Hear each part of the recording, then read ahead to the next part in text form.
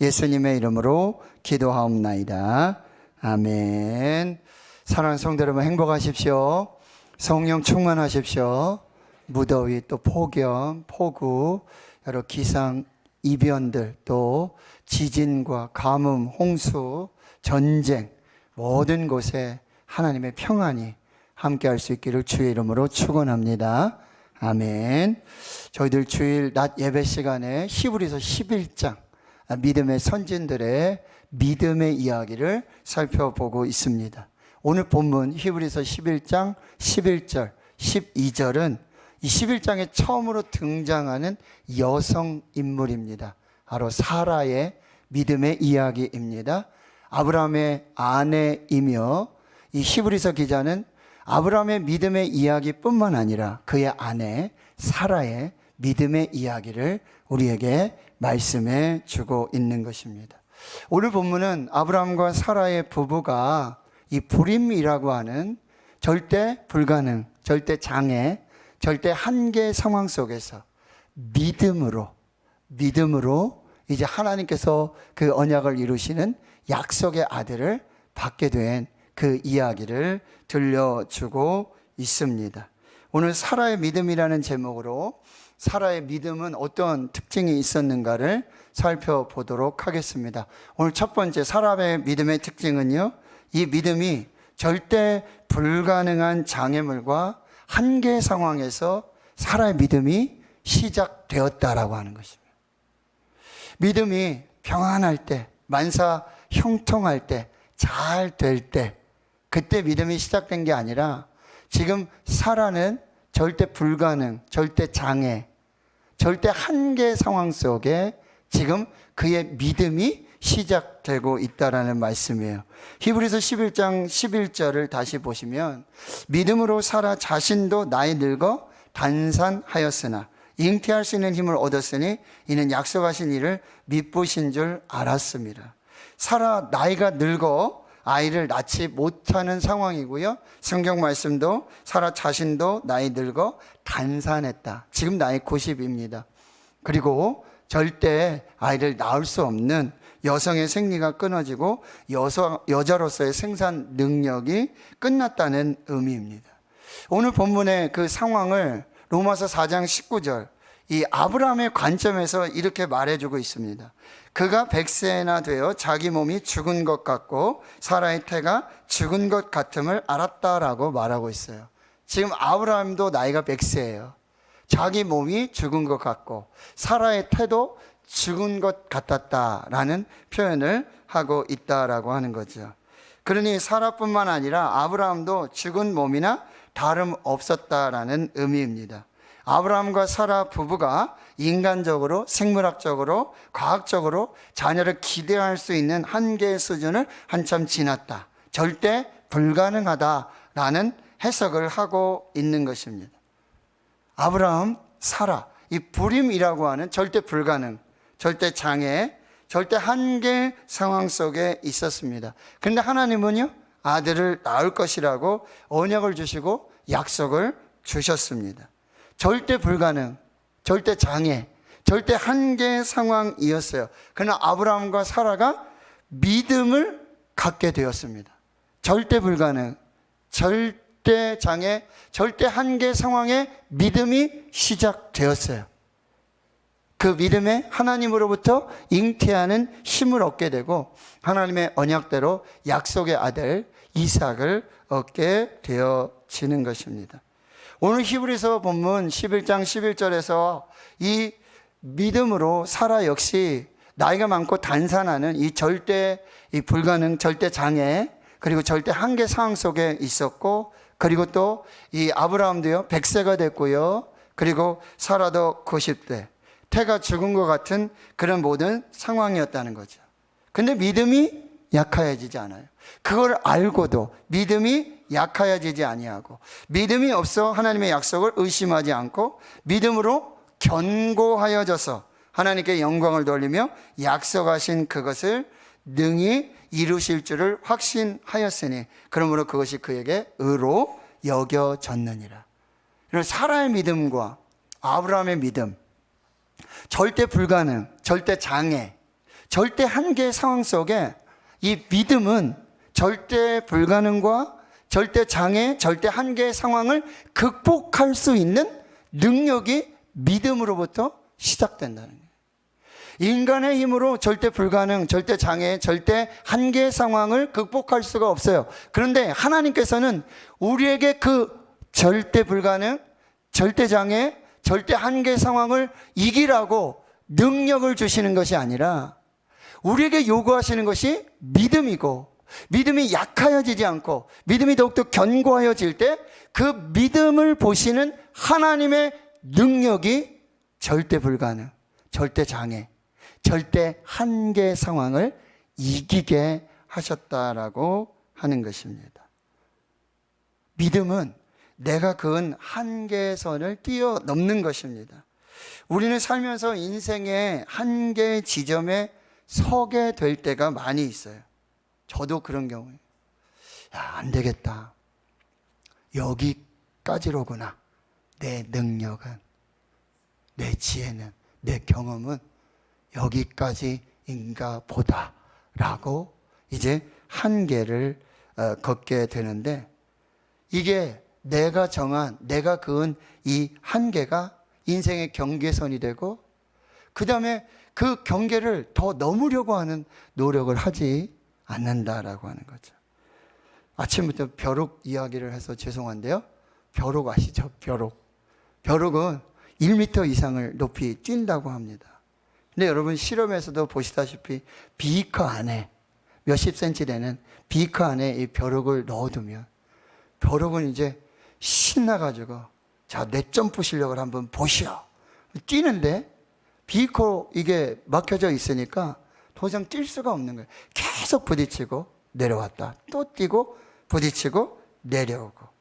여러분, 결국 이게 벼룩의 그 한계선이 되어져 가지고요. 이 비커를 치워도 벼룩이 뛰지를 않아요. 이와 마찬가지로 우리 자신이 만들고 그어놓은 그 경계선, 그게 한계선이 되어서 더 이상 도전하려는 마음이 사라지게 된다는 거죠. 세계적인 심리학자 마틴 셀리기먼 박사가 있습니다. 여기 책이 있는데요. Learned Helplessness. 그래서 이 학습된 무기력 이라는 책을 쓰고 이론을 발표했는데, 무기력도 학습이 된다는 이론이에요. 자, 어떤 부정적인 결과에 노출되어다 보면 더 이상 어떤 것도 시도하려 하지 않는 심리 상태에 빠지게 된다는 것입니다. 실제 우리 주변에 많은 사람들이 학습된 무기력에 빠져 있어요. 만약 어떤 일에 대해 이미 부정적인 결론을 내립니다. 아, 이거 해봤어. 안 돼. 더 이상 안 돼. 나도 다 해봤어. 라고 부정적인 결론을 맺는 순간 그 일에 대해서는 전혀 기대도 하지 않고 기도도 하지 않고요. 믿지도 않는다는 사실이에요. 학습된 무기력으로 인한 증상입니다. 기도하더라도요, 그 경계 안에서만 기도하게 되는 거죠. 우리 주위에 이런 얘기 하시는 분이 많이 있어요. 나는 나이가 많아서 안 돼. 지금 내 나이가 얼마인데 지금 뭐 이 일을 어떻게 하겠어. 라고 부정적인 결론을 이미 내려놓는 많은 이야기들을 듣게 돼요. 그런데 어떤 분은 80이 넘지만 나이는 숫자에 불과하다.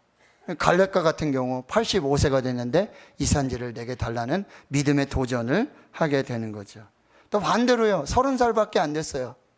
30살이면 청년이지 않습니까? 근데 이제 늙어서 더 이상 할 게 없다라고 이미 그렇게 인생을 포기하는 청년들도 있다라고 하는 거죠. 능력 없어서, 스펙이 안 돼서.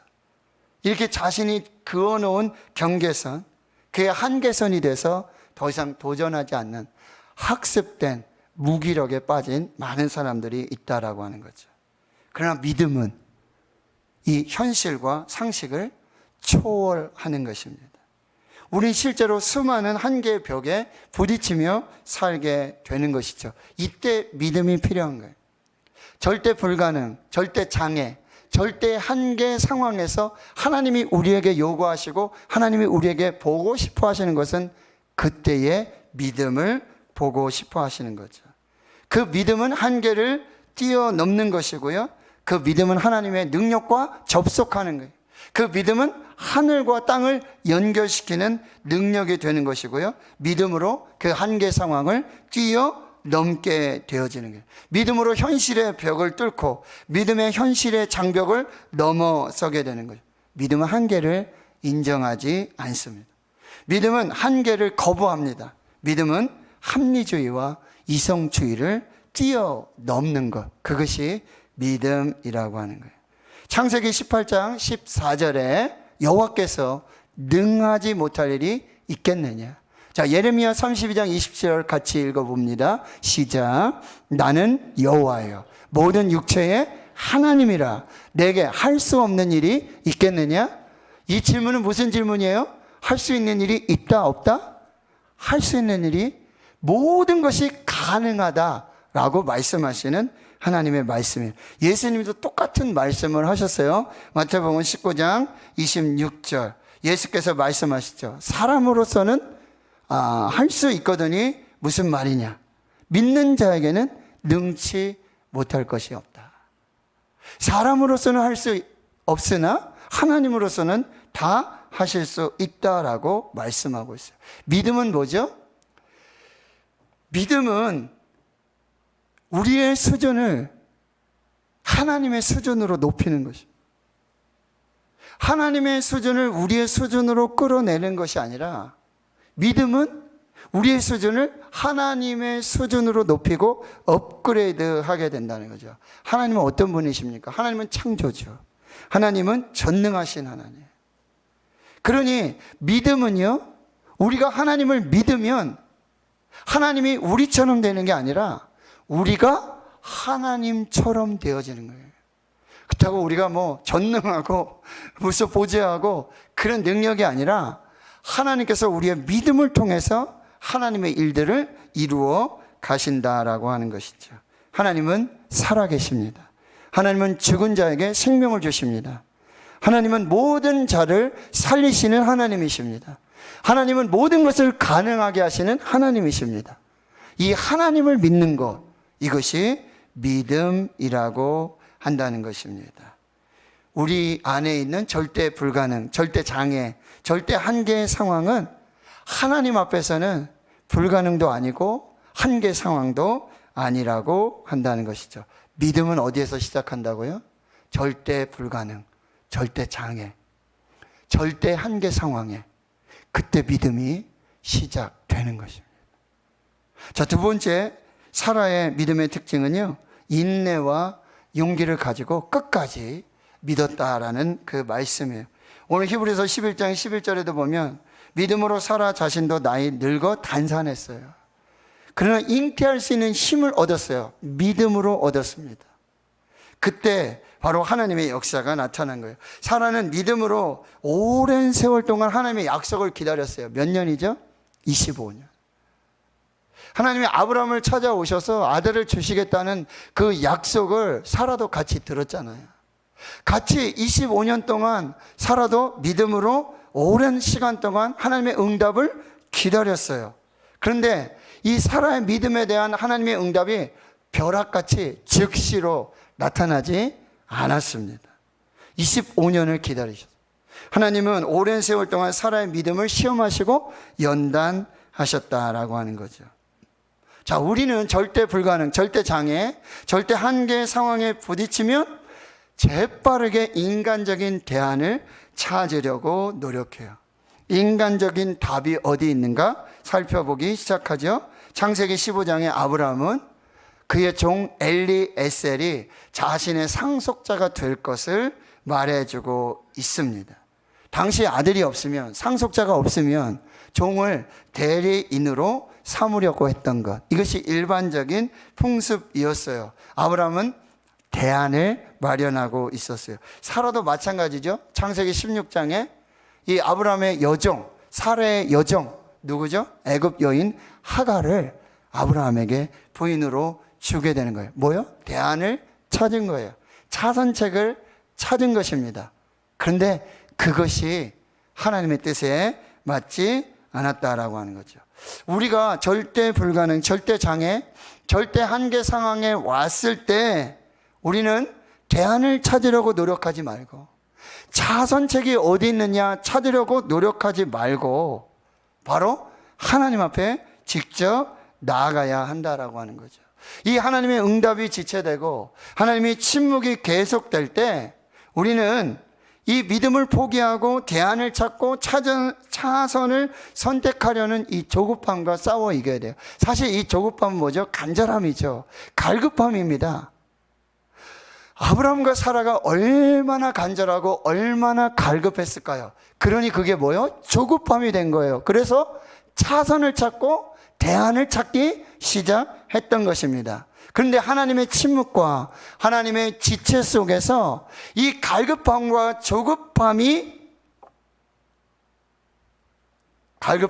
간절함이 조급함이 되지 않도록 이 조급함을 분별하는 일들을 해나가야 됩니다. 하나님의 역사가 일어나려면 세 가지가 맞아야 된다고 그래요. 하나님의 뜻이 있어야 되고, 하나님의 방법대로 해야 되고, 하나님의 때가 되어야 된다는 거예요.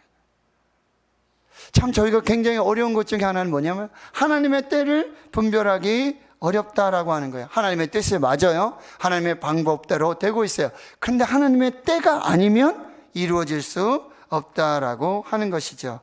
하나님의 뜻이 맞고 하나님의 방법이 맞는다 할지라도 하나님의 때가 되지 않으면 기다려야 한다라고 하는 거죠. 때가 차야 된다는 거예요. 그래서 다윗은 시편 63편 5절에 이렇게 고백하고 있는 것입니다. 나의 영혼아 잠잠히 하나님만 바라라. 무릇 나의 소망이 그로부터 나오는도다라고 다윗은 그의 간절함과 갈망함이 조급함이 되지 않도록, 그 간절함과 갈망함 속에서 그 조급함으로 실수하지 않도록 그의 영혼에 대해서 계속해서 말하는 거예요. 나의 영혼아 잠잠히 하나님만 바라라 라고 말하는 거예요. 하나님께서 언약으로 약속해 주셨다면 끝까지 기다려야 됩니다.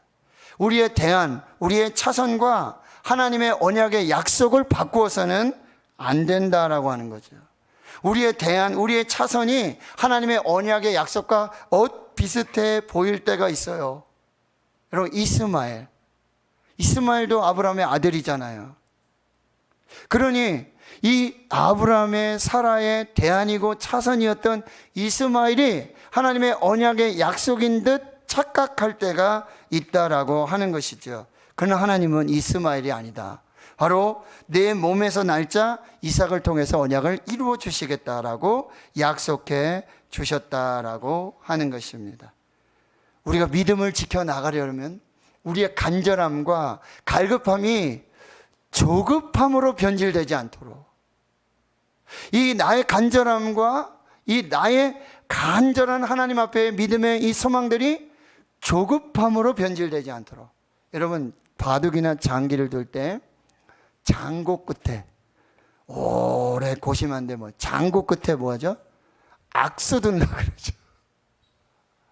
오래 생각하고 깊이 생각하는데 그게 조급함이 되어서 악수로 나타난다라고 하는 거죠. 조급해지면 자신의 생각에 넘어갑니다. 이게 하나님의 생각인지 착각하게 되어지는 거죠. 조급해지면요 스스로 가상의 시나리오를 씁니다. 자기가 작가가 되는 거예요. 노작가. 그래가지고 자기가 이 믿음의 시나리오를 써가지고 그대로 이루어지기를 기도하고 있다라는 거죠. 여러분, 우리가 대안을 마련하고 차선책을 가지고 하나님 앞에 나가는 게 믿음이 아니라 하나님의 원한이 이루어질 때까지 기다리는 것, 그것이 믿음이라고 한다는 거예요. 믿음이 좋다라는 얘기는 뭐죠? 잘 기다린다라는 이야기입니다. 우리가 정확히 알고 있는 믿음은 뭐죠? 하나님은 정확하시다. 하나님의 시간은 정확하시다. 하나님의 타이밍은 정확하시다. 여러분, 시간은 두 가지의 시계가 있어요. 하나님의 시계가 있고 우리의 시계가 있어요. 근데 우리는 우리의 시계를 가지고 우리의 시간에 맞추어서 하나님의 일들을 하려고 한다는 거예요. 그런데 더 정확한 시계는 하나님의 시간이고 더 정확한 시간은 하나님의 시간이에요. 하나님의 시계에 맞춰서, 하나님의 시간에 맞춰서, 하나님은 늦지도 아니하시고 빠르지도 아니하시고, 하나님은 항상 정확한 시간에 정확하게 일하시는 하나님이세요. 그런데 우리는 이 간절함과 이 갈급함이 조급함이 돼서 자꾸 내 시계를 보죠. 그리고 내 시간에 맞추어서 주의 일을 하려고 한다라고 하는 것이죠. 사랑하는 성도 여러분, 하나님의 시간이 가장 정확한 시간입니다. 하나님이 일하실 때까지 기다리셔야 돼요. 우리는 실패할지라도 하나님 결코 실패하지 않습니다. 우리는 포기해도 하나님은 포기하지 않으십니다. 하나님께서 언약의 약속의 말씀을 주셨다면 하나님의 시계를 보시고 하나님의 시간표를 기다리십시오. 하박국 2장 3절의 말씀을 우리 한번 같이 읽어보겠습니다. 이 묵시는 정한 때가 있나니 그 종말이 속히 이르겠고 결코 거짓되지 아니하리라. 비록 더딜지라도 기다리라. 지체되지 않고 반드시 응하리라. 비록 더딜지라도 기다려라. 지금 하나님의 시계, 하나님의 시간은 정확해요. 근데 우리는 계속해서 조급함으로 내 시계를 보고 내 시간을 보고 있는 거죠.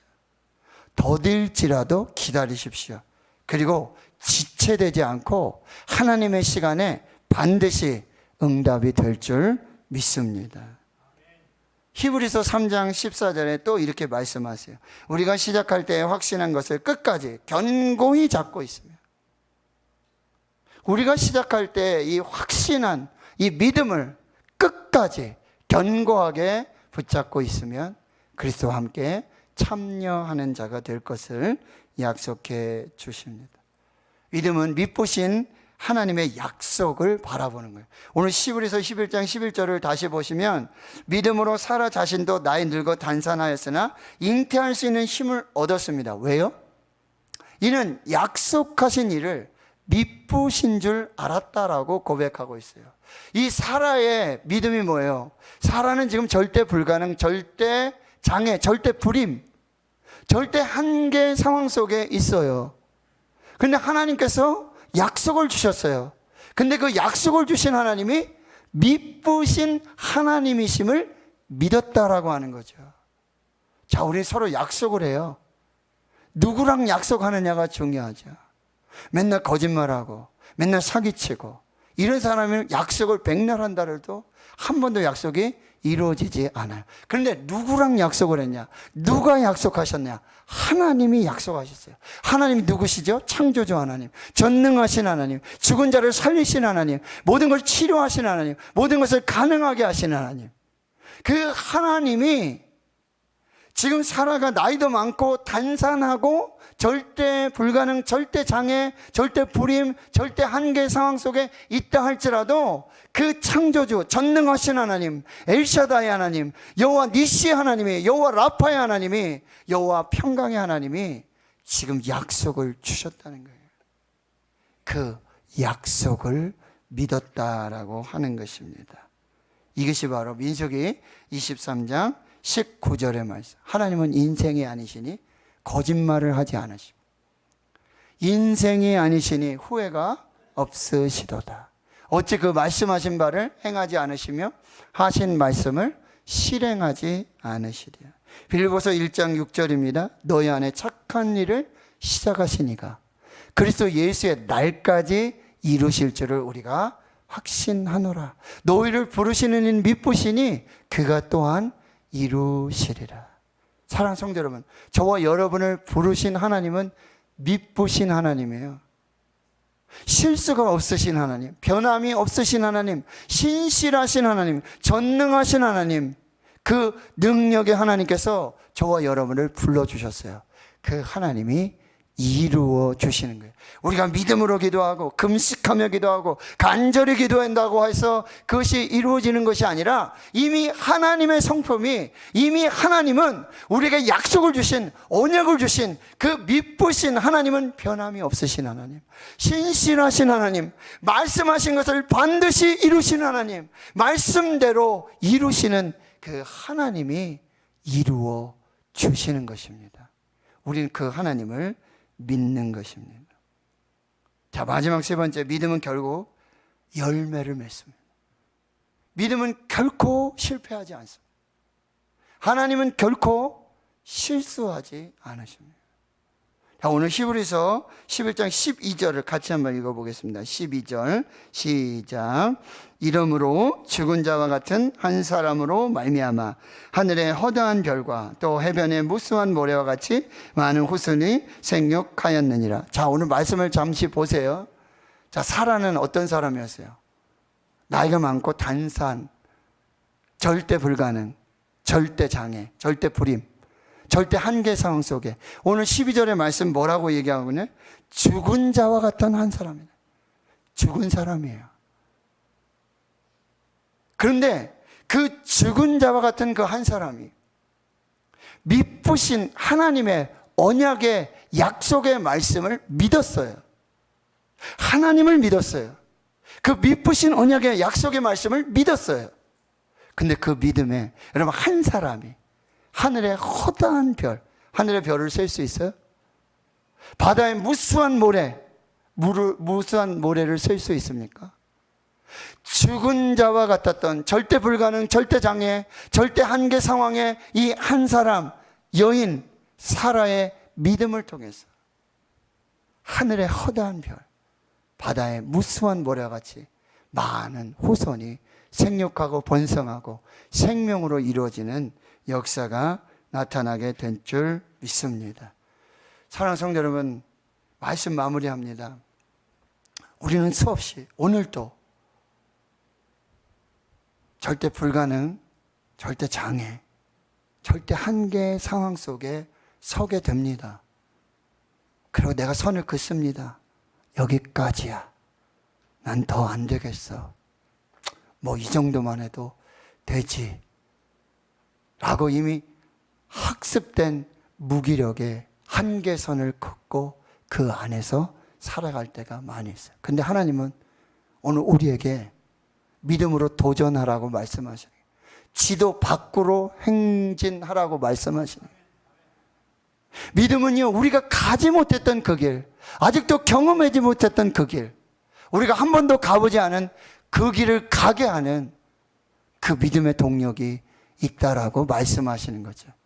믿음은요, 절대 불가능, 절대 장애, 절대 한계 상황에서 시작되어야 합니다. 하나님이 우리를 절대 불가능, 절대 장애, 절대 한계 상황 속에 세우실 때 우리에게 단 한 가지 요구하시는 것, 거기에서 우리의 믿음을 보시는 거죠.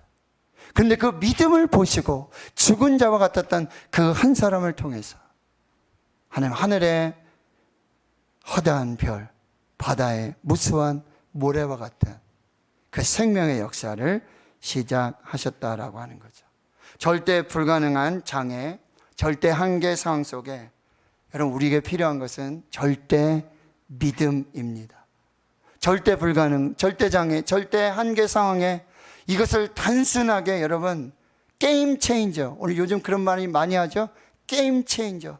이 전세를 완전히 역전시킬 수 있는, 반전시킬 수 있는 딱 한 가지, 절대 불가능, 절대 장애, 절대 한계 상황 속에 이 놀라운 이 모든 것을 완전히 바꿀 수 있는 게임 체인저 딱 한 가지. 그것은 절대 믿음입니다. 절대 믿음. 전능하신 하나님을 믿으십시오. 창조주 하나님을 믿으십시오. 미쁘신 하나님을 믿으십시오. 그 미쁘신 하나님의 약속의 말씀을 믿으십시오. 믿음으로 시작하십시오. 그리고 여러분, 갈급함이 조급함이 되지 않도록 조급함과 맞서 싸우며 인내하시고 용기를 가지고 그 하나님의 언약의 말씀을 끝까지 지켜 나가십시오. 믿음은 결코 실패하지 않습니다. 믿음은 결코 실패하지 않습니다. 믿음은 결국 열매를 맺습니다. 하나님은 실수하지 않습니다. 하나님은 실수하지 않으신다네라는 찬양이 있죠. 저는 이 찬양을 이렇게 듣고 또 금요 라파 기도 시간에 또 마침 그 찬양을 들었는데 이게 바로 정말 나이 많아 단산하고 절대 불가능, 절대 장애, 절대 불임, 절대 한계 상황 앞에 있었던 사라의 믿음의 찬양이 아니었나라는 생각을 해봅니다. 내가 걷는 이 길이 혹 굽어도는 수가 있어도, 내 심장이 울렁이고 가슴 아파도, 내 마음속으로 여전히 기뻐하는 까닭은 하나님은 실수하지 않으심일세. 내가 세운 계획이 빗나갈지 모르며 나의 희망 덧없이 사라질 수 있지만, 나 여전히 인도하시는 주님을 신뢰하는 까닭은 주께서 내가 가야 할 길을 잘 아시면서, 어두운 밤, 어둠이 깊어 날이 다시는 밝지 않을 것 같아 보여도 내 신앙 부여잡고 주님께 모든 것 맡기리니 하나님을 내가 믿음일세. 지금은 내가 볼 수 없는 것 너무 많아서 너무 멀리 가물가물 어른거려도 운명이 오라 나 두려워하지 아니하리니 만사를 주님께 내어 맡기리. 차츰차츰 안개는 걷히고 하나님이 지으신 빛이 뚜렷이 보이리라. 가는 길이 온통 어둡게만 보여도 하나님은 실수하지 않으신다네. 절대 불가능, 절대 장애, 절대 한계 상황, 가는 길을 알 수가 없죠. 이 길이 맞는가? 잘 가고 있는가? 내 능력, 내 지혜, 내 경험으로 도저히 해결할 수 없는, 그때 하나님의 믿음을 발동하십시오. 믿음으로 시작하십시오. 언약의 약속의 말씀을 믿고 믿으신 하나님의 약속을 믿고 인내하며 용기를 내서 한 걸음 한 걸음 차츰차츰 어둠이 걷히고 안개가 걷히고 하나님 지으신 그 길이 보일 것이고 빛이 보이며 하나님이 실수하지 않으셨다는, 하나님이 결코 실수하지 않으셨다는 그 믿음의 결국을 보게 하실 줄 믿습니다. 믿음은 결코 실패하지 않습니다. 믿음은 반드시 열매를 맺습니다. 하나님은 결코 실수하지 않으십니다. 우리의 믿음에 놀랍게 역사하실 줄 믿습니다. 하나님 감사합니다. 오늘 하나님의 말씀 받습니다. 사라의 믿음, 절대 불가능, 절대 장애, 절대 불임, 절대 한계 상황에 그 믿음이 시작되었습니다.